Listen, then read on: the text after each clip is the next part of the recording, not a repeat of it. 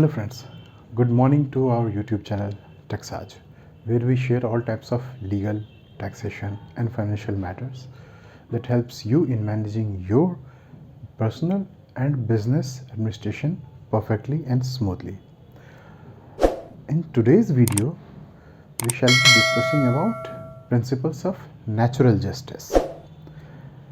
Justice तो समझ में आती है क्या होता है, प्रिंसिपल ऑफ नेचुरल जस्टिस क्या होता है. Natural justice is a term which is coined by courts for higher procedural corrections. Justice के लिए we approach court and they tend to state a decision जो हम मानते हैं, या फिर अगर इसे थोड़ी सिंप्लीफाइड भाषा में कहूँ तो जो पार्टी जीत जाती है वो खुश रहती है कोर्ट के डिसीजन से, but the one who are aggrieved वो ज़्यादातर केस में खुश नहीं रहते. Suppose in a murder case, if the aggrieved party has the decision कि हाँ जिसने क्राइम कमिट किया है उसे उम्र कैद की सज़ा मिले या फिर 7 साल की मिले या 10 साल की मिले या वट एवर टर्म्स, बट उनके माइंड में क्या रहता है कि एन आई फॉर एन आई, मतलब इसने मेरे रिलेटिव का, फ्रेंड्स का, फैमिली का मर्डर किया तो उसका सेंटेंस सिर्फ और सिर्फ डेथ ही होना चाहिए, डेथ से नीचे नहीं होना चाहिए. उस केस में अगर जज साहब मेलॉर्ड कुछ ऐसा फैसला सुनाते हैं जो उन्हें लगता है कि that should not always be deterrent but sometimes contributive और एट्रीब्यूटिव इन नेचर, मतलब अगर वो ये ध्यान देते हैं कि ये पहला उसका क्राइम है और उसे सुधरने का मौका दिया जाए, ऐसा कुछ भी, तो वो थोड़ा रिफॉर्मेटिव फैसला देते हैं कि इसे करेक्शन हाउस में भेज दिया जाए अगर नाबालिग है तो. Like in recent Nirbhaya case we saw that Afzal और something, the juvenile guy, he got a reformative judgment और उसे फिर कुछ दिन में छोड़ दिया गया. But the aggrieved party they were not happy. उसे लग रहा था कि नहीं, क्राइम में तो उसका बराबर का हिस्सेदारी है बाकी 4 की तरह, सज़ा भी उसे बराबर मिलना चाहिए. इस केस में जिस जज ने फैसला सुनाया होगा उसने उसे छोड़ा, उसके पीछे रीजंस थे. वो रीजंस किस प्रिंसिपल पे बेस्ड थे, उस प्रिंसिपल को कहते हैं प्रिंसिपल्स ऑफ नेचुरल जस्टिस. इसके 2 पार्ट्स होते हैं, हम वो सारे डिस्कस करेंगे, but let's focus on what is principal of natural justice. Principal of natural justice is a kind of higher procedural principle that is followed by court, quasi-court, I mean to say by judiciary, quasi-judiciary, administration, quasi-administration. Everybody has to follow the principles of natural justice. अगर आपको principal of natural justice मुझे समझाना हो तो मैं ऐसे कहूँगा कि principal of natural justice is not a codified law. Rather, it is a principle which is derived from inner sense. और you can say कि jurisprudence ने हमें ये principle सिखाया है कि इसके बेस पे हम आगे अपना काम करें और decision derive करें. In a welfare state like India, जो एक solely democratic state है, the number of court cases, the number of litigations that our judiciary sees each day is climbing higher than the Mount Everest. Quarrels बढ़ते जा रहे हैं, litigations बढ़ते जा रहे हैं. फिर भी हम ये मानते हैं कि at the end of the day जब भी कोई conflict होता है तो हम सामने वाली पार्टी को क्या कहते हैं? I will see you in court. This means that we have a utmost faith in our judiciary. ये फेथ कभी हिलना नहीं चाहिए, कभी डगमगाना नहीं चाहिए. इसके लिए ये बहुत ही ज़्यादा ज़रूरी है कि हमारे कोर्ट्स, हमारे जुडिशरी इस हिसाब से काम करें, अपने फैसले इस कसौटी पे रखें कि कभी उसके ऊपर कोई शक की निगाह से ना देखे. यानी कि अगर हम कहें कि हमारी कोर्ट्स की जो ऑर्डर्स होते हैं, जो उनके जुडिशियल डिसीजंस होते हैं, उस पे हमें हमेशा भरोसा रहे। ये हम कह सकते हैं कि हम फैसले से कभी खुश हैं, कभी नहीं खुश हैं, क्योंकि सब हमारे पक्ष में नहीं हो सकता। लेकिन हाँ, in a fair point of view, in an unbiased world, हमें ये लगना चाहिए कि जुडिशरी इज़ ऑलवेज राइट। वो जब तक रहेगा, हमारा फेथ हमारे सिस्टम में, हमारे कोर्ट्स में बरकरार रहेगा। प्रिंसिपल ऑफ नेचुरल जस्टिस, मैंने कहा जैसे कोडिफाइड लॉ नहीं है, फिर भी इसके ट्रेसेस आपको आर्टिकल 14 और आर्टिकल 21, इन दोनों में आपको प्रिंसिपल ऑफ नेचुरल जस्टिस के कुछ ट्रेसेस मिलेंगे, जिससे आप ये समझ सकते हैं कि ये कहता क्या है। आर्टिकल 14 हमें कहता है equality before law, and article 21 talks about personal life and liberty. Personal life and liberty का सबसे प्राइम एग्जांपल जो हम लॉ में पढ़ते आए हैं, that is Menaka Gandhi case, वही पासपोर्ट वाला, जिसमें उनके पासपोर्ट सीज कर लिए गए थे बिना उन्हें किसी प्रॉपर कॉज बताए हुए।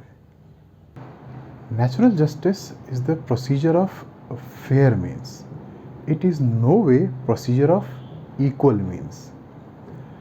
बहुत लोग कॉमन सेंस में ये मानते हैं कि इक्वालिटी मीन्स जस्टिस, लेकिन ऐसा नहीं होता।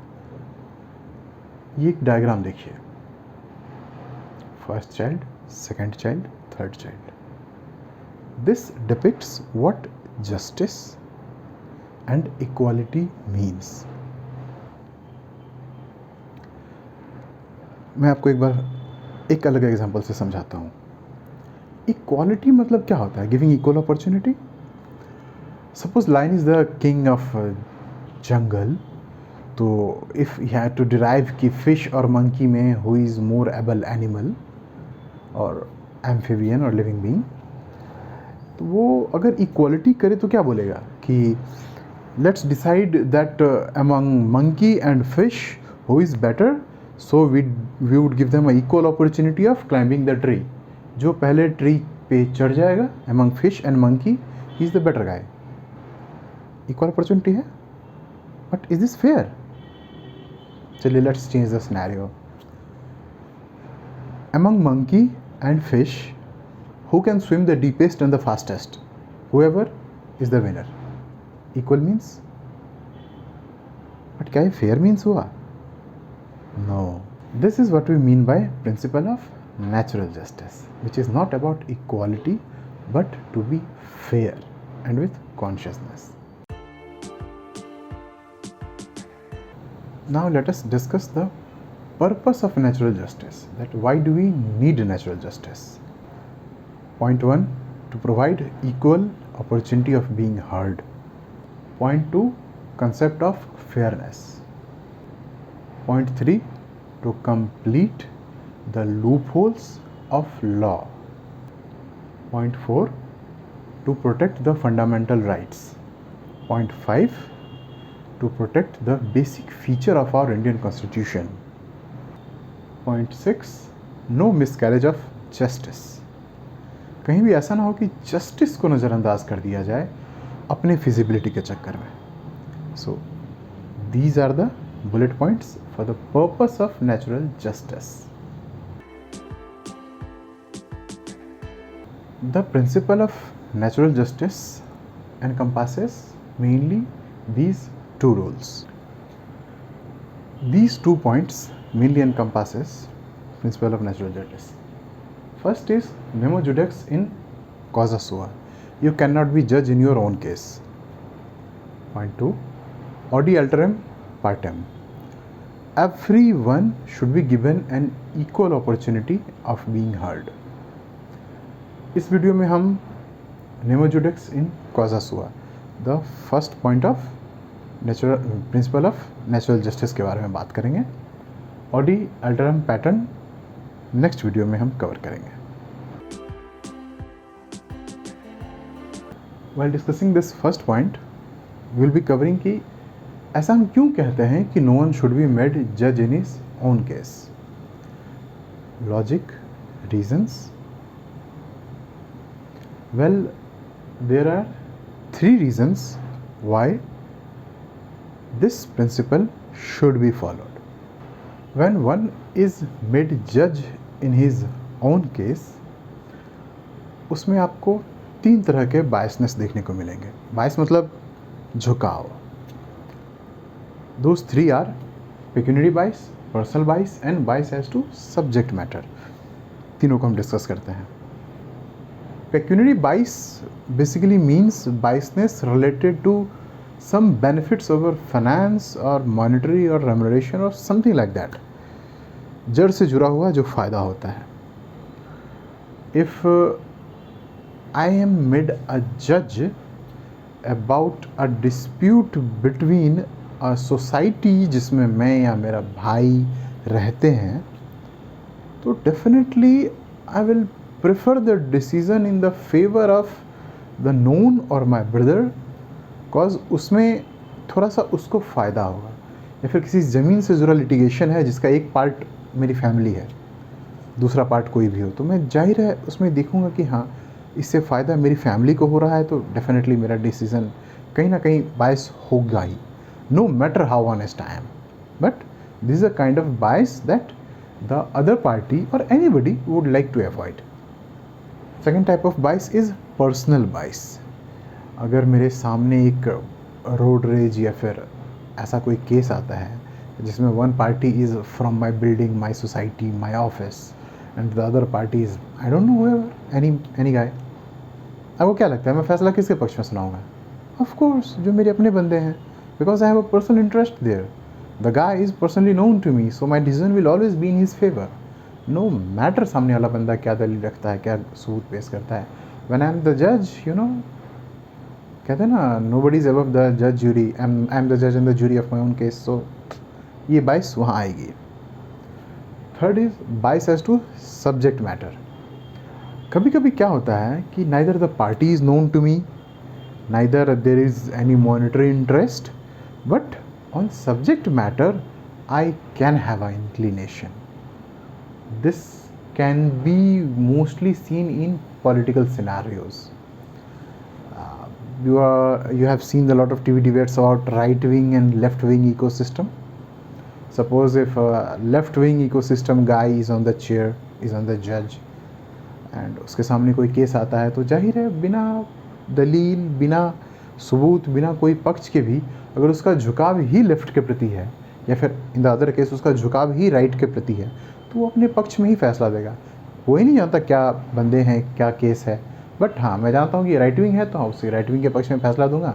वो जानता है कि लेफ्ट विंग फेवर करता है वो, तो लेफ्ट विंग के फेवर में फैसला देगा.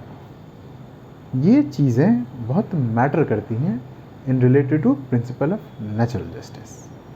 इलेक्ट्रिक लॉ लाइब्रेरीज का एक डेफिनेशन देखते हैं. This will clear your view about what is the state of mind. These kinds of bias can be ground for a disqualification of a judge or even quashing of the decision of lower court by the upper court or apex court. बहुत बार judgements जो आते हैं अपर court उन्हें quash करके reverse decision करती हैं या फिर डिसीजन में चेंज करती हैं, क्योंकि they can see a view from a वेंटेज point जो कि उनके लिए काफ़ी फ़ायदेमंद होता है पर व्यू को क्लियर करके देखने में. हो सकता है लोअर कोर्ट्स में कुछ पर्सनल इंटरेस्ट रहा हो, कहने का मतलब प्रिंसिपल ऑफ नेचुरल जस्टिस को फॉलो ना किया गया हो, या फिर कुछ फैक्ट्स वहाँ से हिडन रह गए हों, but this is one of the major principle. I hope I have cleared this first point, नेमो जुडक्स इन कॉजा सुआ. अगले वीडियो में हम देखेंगे ऑडी एल्टरम पार्टम. ये हमारा नेक्स्ट वीडियो आ रहा है. Thank you. If you have like the video, do subscribe to our channel for more latest news on this. This entire playlist is on principle of natural justice, जिसमें हम 8 principle को cover करेंगे. Thank you.